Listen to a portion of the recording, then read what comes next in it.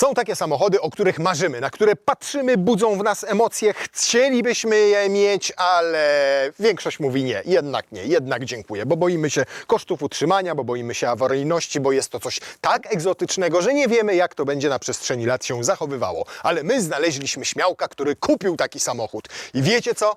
I teraz chce go sprzedać, dlatego dał nam go do testu, a ogłoszenie znajdziecie w opisie odcinka. Ho. Nawet kot zrozumiał, o co chodzi. Przed Państwem Dodge Durango. Ponad 5 metrów amerykańskiej muskulatury.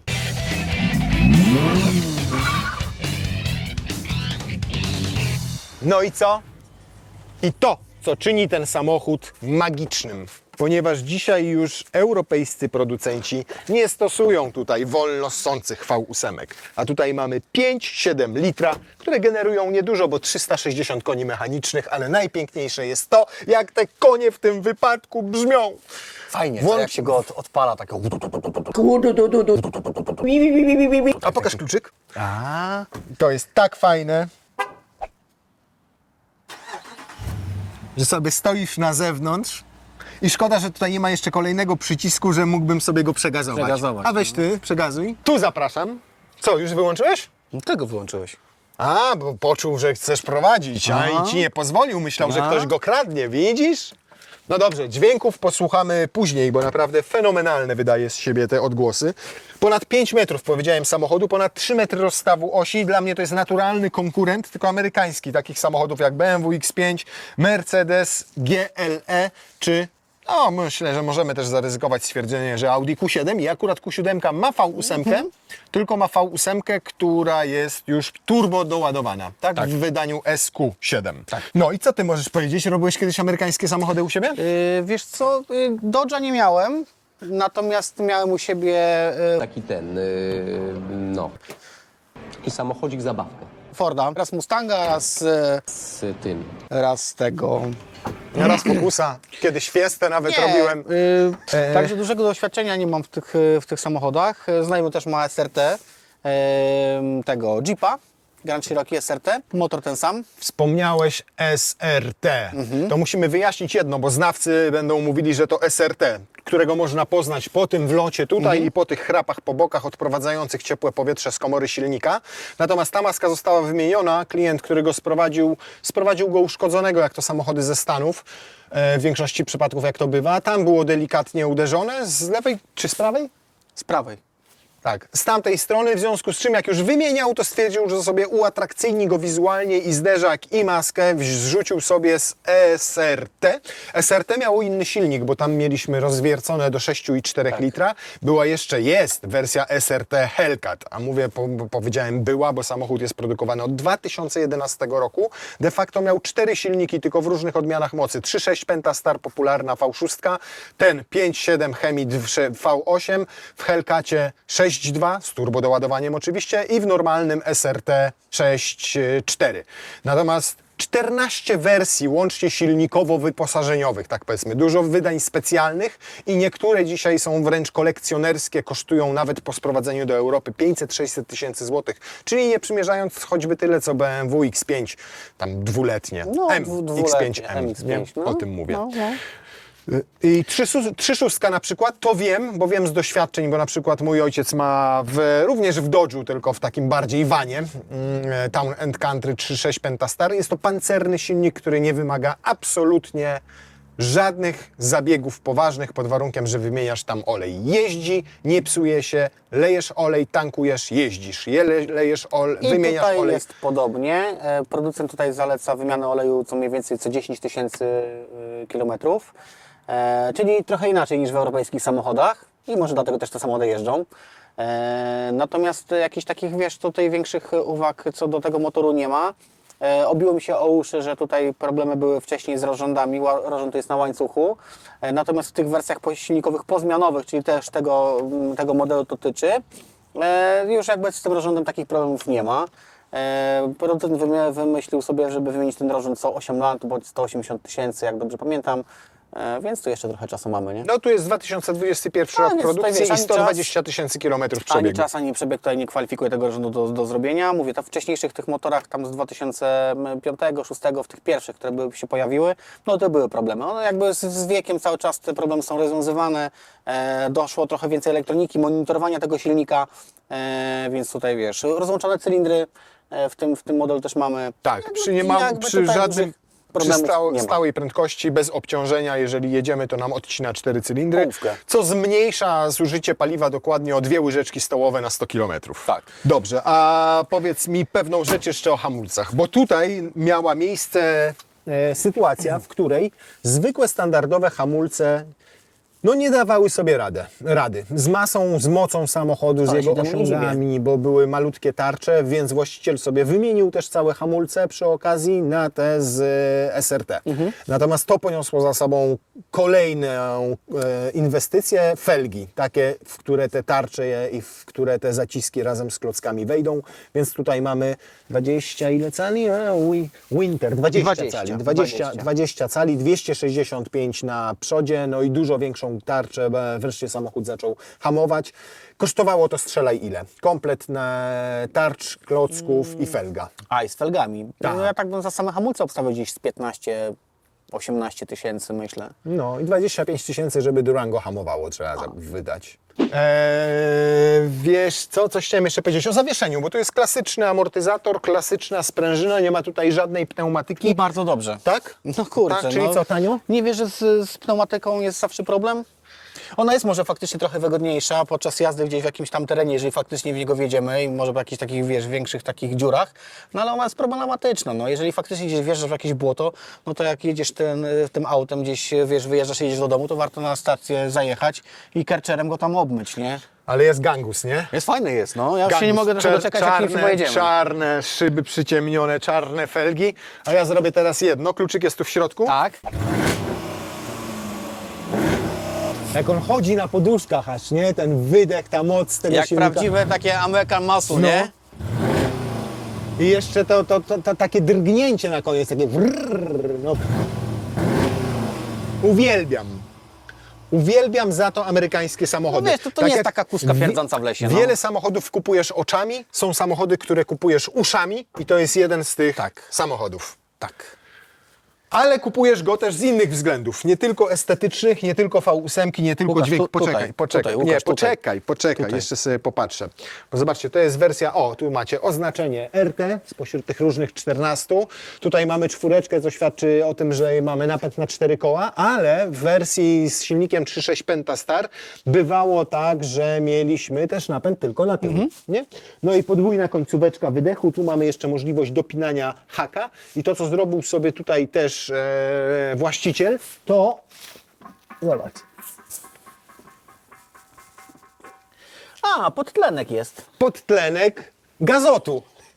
I bardzo dobrze, no bo wiesz, jak zobaczymy spalanie w tym samochodzie, które pewnie nie schodzi poniżej 15, To się podobno właściciel mówi, że 14, ale gazu. ale tak, i to wiesz, tak bardziej 17, ale to mówi żonie, bo podobno kolegom mówi, że 20 parę tak naprawdę, nie? To zawsze tak się mówi. No, co ciekawe, zobacz, bo klapa się elektrycznie otwiera, ale przycisk do zamykania jest tutaj, w mało takim jak intuicyjnym nie i zdążysz? wygodnym miejscu. No właśnie, uciec spod niej, ale zobacz, dostajesz Chwilę czasu. kilka sekund na przeczekanie. Nie? Żebyś mógł wyjść spod tej klapy, żeby ci łba nie przycięło i nie ucięło. Kurna, no właśnie. No i dlaczego tak, ja się pytam, dlaczego? Przecież to jest tu brudniejsze. Ale tu masz kamerę. Jest, no i co? No mogli zrobić tam pstryczek, nie? Nisko się dosyć otwiera, zobacz, wyżej już nie Łukasz. podniosę. Nie, powiem Ci, że Nisko jest się dla otwiera. normalnych ludzi samochód. No i teraz patrz pan. Cyk, cyk. I mamy w tym wypadku 6-osobowe Durango, ponieważ tam mamy fotele kapitańskie w drugim rzędzie i jeszcze zostaje ci kawałek bagażnika, dawaj walizki. Mogliśmy mieć wersję 7-osobową. Widać już, że to jest auto amerykańskie w takich niektórych detalach, nie?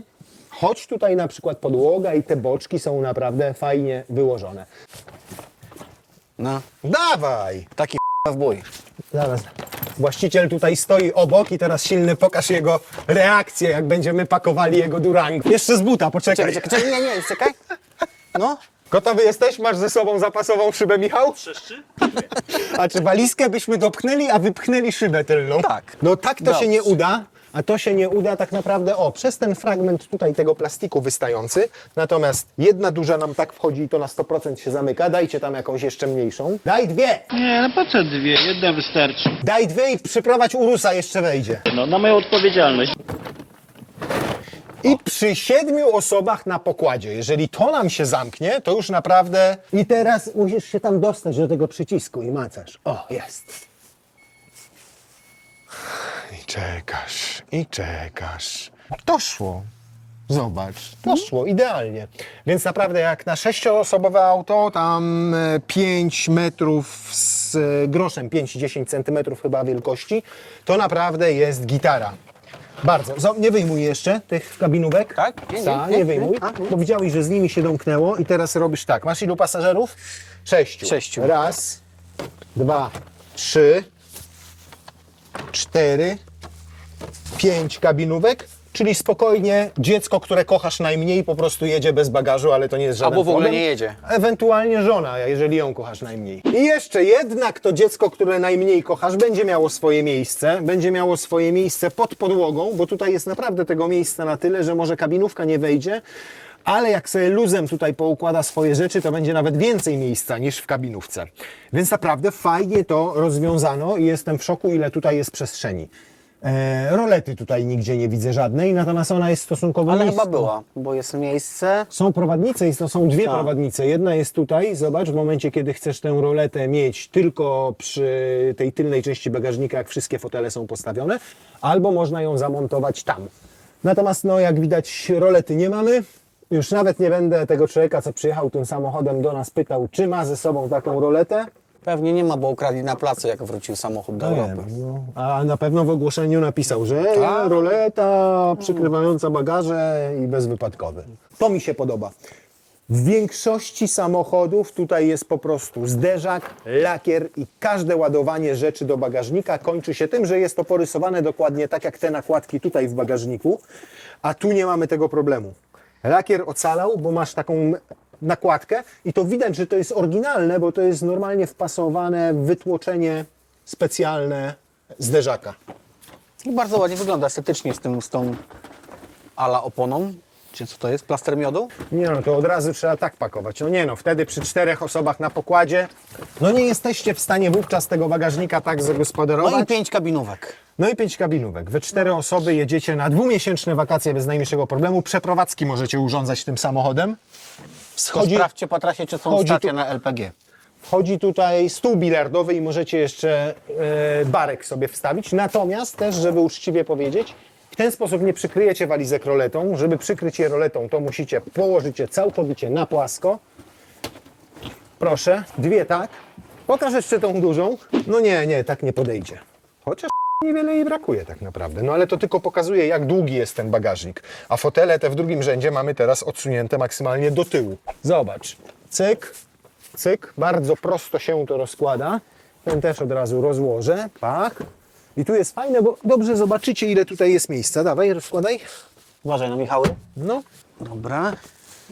Ja nie wiem, jak oni to robią w tych amerykańskich samochodach, że to wszystko ma takie ręce i nogi i są w stanie w takim samym nadwoziu, jakie produkują Europejczycy, więcej miejsca, więcej przestrzeni zrobić i jeszcze praktyczniej to wszystko zaaranżować. No owszem, nie jest to samochód, gdzie mogę sobie długie dystanse pokonać i będzie mi ultra wygodnie, ale chłopaczek, dziewczynka, 1,60 m wzrostu będą tu mieli po prostu wygodnie.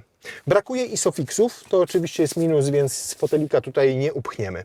Ale zobacz, nawet jeżeli bym się uparł, to sobie, tu przynajmniej jedną nogę, tak? Potem się zmianę. z kimś zamienię i sobie drugą nogę wyciągnę Tak. i będzie mi odpoczywała.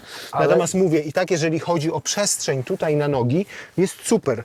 Siedzę owszem niżej, widać, że kolana mam wysoko, ale bywają samochody naprawdę, które mają tej przestrzeni na znacznie mniej. A tu mówimy o SUV-ie, a nie o vanie.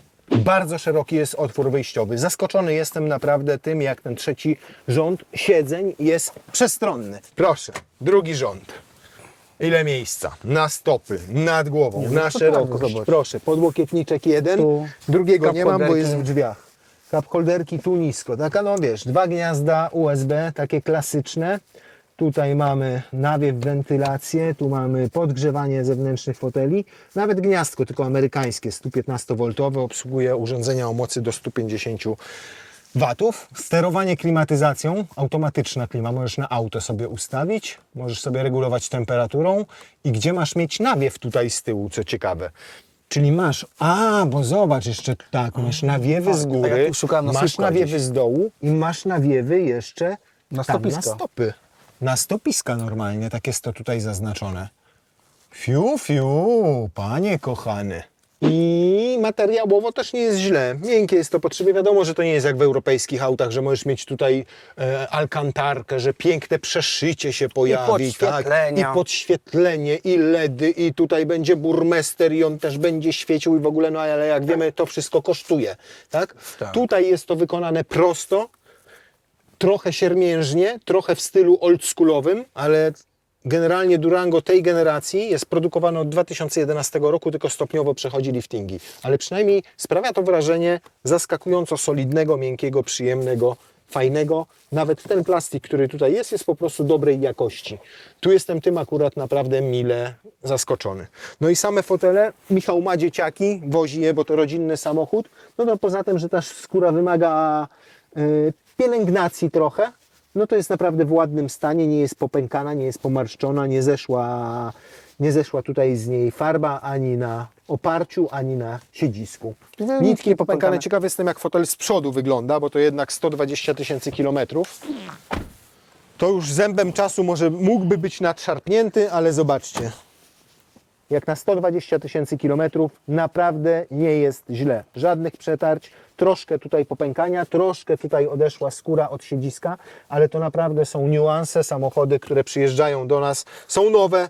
Z parków prasowych potrafią wyglądać po paru tysiącach dzisiaj niestety gorzej przez ekoskórę i stosowanie ekologicznych materiałów. A tutaj jeszcze Amerykanie się nie bawią w takie rzeczy, w tańcu się nie tylko skóra ma być skórą. Skóra to jest skóra, no. Samochód ma być prosty, nieskomplikowany, żeby sobie dali radę. Tak jest. Warto szukać egzemplarzy od 2021 roku, tak jak ten, bo przeszły lifting i już są znacznie nowocześniejsze. Masz duży ekran, zobacz ten, świetnie, fajnie. No może ciut ma takie opóźnienie w działaniu, ale ma Apple CarPlaya, ma Android Auto, już jest intuicyjny w obsłudze. Grafika Widzisz? bardzo ładna jest. Tak, ładna jest dosyć graficzka, możesz wszystko sobie tutaj poustawiać, czego dusza zapragnie, ma nawet jakieś tam aplikacje, proszę bardzo, i można je też sobie wgrywać tutaj, jeżeli jest podłączenie do internetu.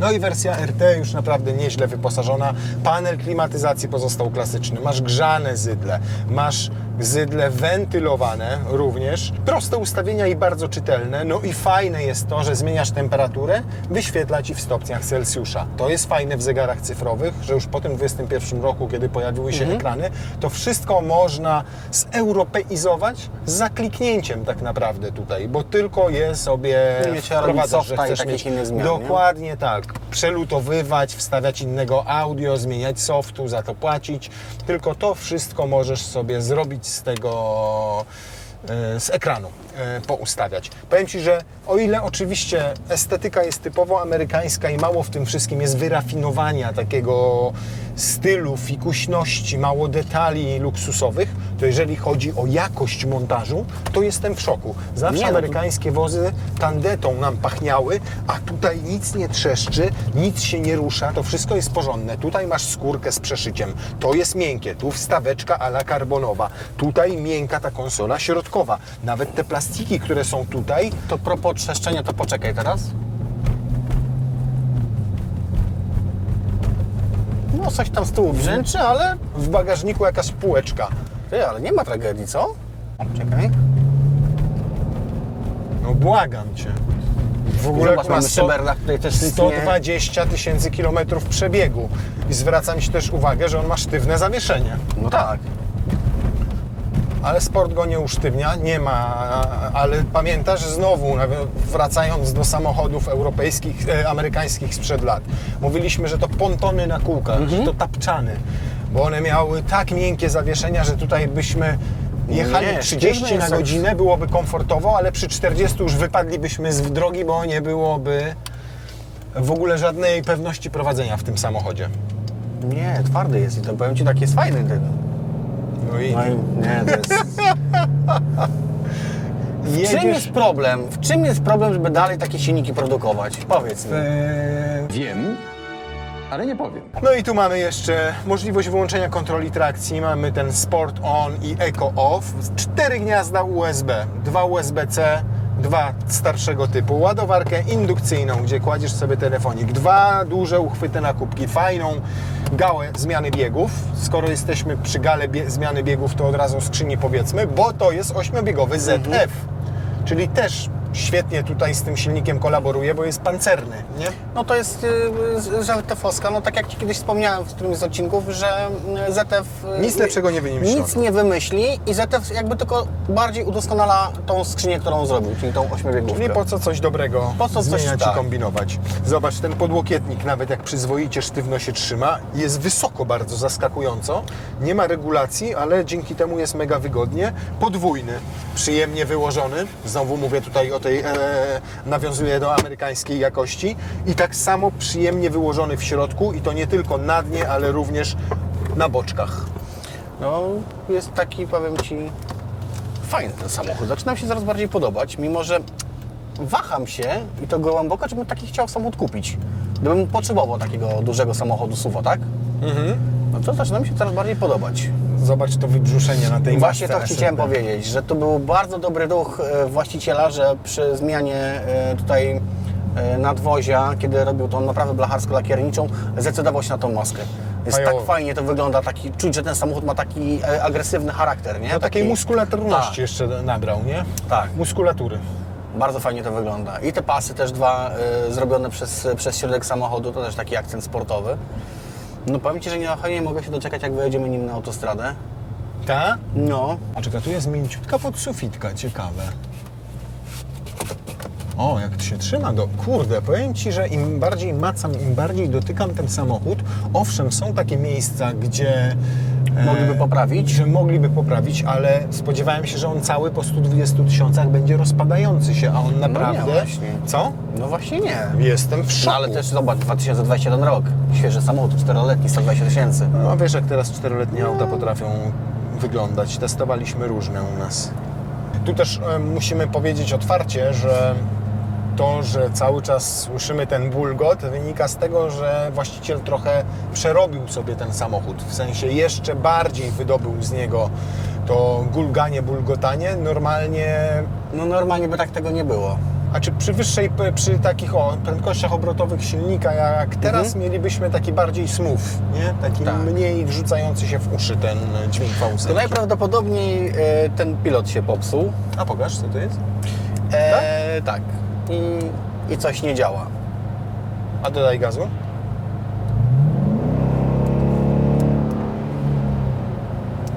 No, ciekawe. Widzę, że Cię korci dzisiaj. Korci mnie strasznie. Wiesz co, po tym pierwszym, co mieliśmy dzisiaj, tak... Ale to jest niesamowite, bo testowaliśmy dzisiaj jednego dnia, słuchajcie, 2 różne samochody. Jeden to Volkswagen Up, skrajnie inny od tego samochodu. 6 razy mniejsza pojemność, ponad 3 razy mniejsza moc, auto lżejsze, mniejsze. I tam też się zachwycaliśmy 5 brzmieniem. cylindrów mniej? Tak. A to już jest max? Nie, ja delikatnie wciskam. To jest niesamowite, nie? Ty wciskasz delikatnie, a wrażenia słuchowe są takie, jakbyś startował Messerschmittem. No. Nie, wiesz, jakby nie znam No samochodu właśnie, do nie brzmi końca. tak jak kurna myśliwiec z II wojny, Spitfire albo... Trochę. Dodaj mu tak właśnie.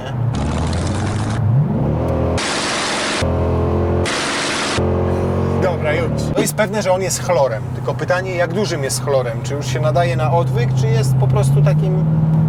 Okej, nie widzę. A, bo to ja Ci powiem, 116, bo ja nie widzę, kamera mi 117, 118, 119 i 120. Łącz tempomat. No i mam nadzieję, że to jest spalanie gazu, a nie benzyny. Albo, że mamy taki wiatr czołowy, bo przy 120, 17 to... Wiesz, powiem Ci, że w tym aucie nawet nie czuję tego wiatru. Ale nie czujesz też prędkości. Nie. Zobacz, on Nie, jest... nie, nie, nie. W ogóle nie czuję, byśmy jechali 120, bo jakby... Ale tak, fajnie się zachowuje zawieszenie. Tańczy. po drodze? Nie, mówię Ci, ja w ogóle nie czuję tutaj na tym samochodzie ani tego, że jest wiatr, ani jest zmiana nawierzchni, nic. Czuję się trochę jakbym jechał czołgiem.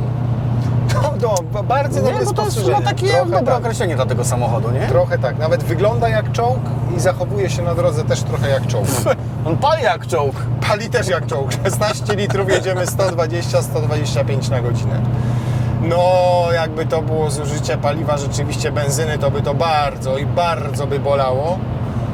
Dlatego nie dziwię się, że Natomiast- grono klientów tutaj wyrzuca sobie Gasidło. podtlenek. Tak, no. podtlenek. Masz 95 litrów w butle tutaj, 75 wchodzi, gdzie? 90 litrów, a wchodzi chyba 73-75 gazu. No i Michał mówi, że tak na 500 km starcza, prawie na 500 Nad km. morze dojeżdżasz spokojnie. Tak. No dzisiaj jest trochę to wskazanie zaburzone przez to, że nam wieje w twarz, ale myślę, że i tak średnio to musisz przyjąć te 15 litrów, no. 15 litrów trzeba przyjąć, że to będzie średnia. I powiedzmy sobie prawdę, Kiedy nie że... szarżujesz, tylko jedziesz tak do tych 140 na godzinę. Tak, i poniżej 15 raczej nie zejdzie, nie? Tak? Natomiast to jest też taki rodzaj samochodu i ma taki charakter to auto, że nie masz takiej chęci zapierdzielania nim. Ono fajnie jak sobie jedzie tak te 140-150 i najprzyjemniejsze w nim to jest takie dodawanie właśnie gazu, nie? Takie muskanie. Takie go, żeby tam- muskanie, żeby on ci tam wydobyć mruczał. tą, tak, wydobyć troszkę tego. O, teraz na przykład. A wiesz co sprawdzimy teraz? A zrobimy stary sprawdzian przyspieszenia na gazie i na benzynie. O, No bo stereotyp i mit w zasadzie jest taki, że na gazie samochody tracą trochę na mocy i tracą na osiągach. no, Idealny tylko, przykład, że to było kiedyś, jak jeszcze były instalacje w polonezach. ale idealny A dzisiaj sobie przykład, sprawdzimy. żeby to sprawdzić. Sport? Patrz, Trakcja. I mamy go w gazie. mamy go w gazie. Bardzo dobrze, że mamy go w gazie. Czy tak jeszcze? Jest, już tak. Traction control off, dobrze. Jest. No i mój drogi, Gotowy? nie ma co... Nie, poczekaj, przepraszam. Sending satellite... To, tak, gotowy już. Jest, tak? No nie, no to Poczekaj. mocniej wciśnij ten Czekaj. hamulec. No. Gotowy? Ta. O! 50. No kurna, on to na jedynce zrobił? Czad, koniec. Już, dziękuję. Wiesz co? Nie jest jakoś spektakularny. Nie czuć tej prędkości, w ogóle tego przyspieszenia, ale nie? on ma tylko 360 koni No. przy wadze przekraczającej grubo 2 tony. Tak. On waży 2300, 2400, więc to nie jest moc, z którą on zrobi 5 czy 6 sekund. 7,45 jak na tę masę, to i tak uważam, że to jest przyzwoity wynik. Zmieści się? Jedź.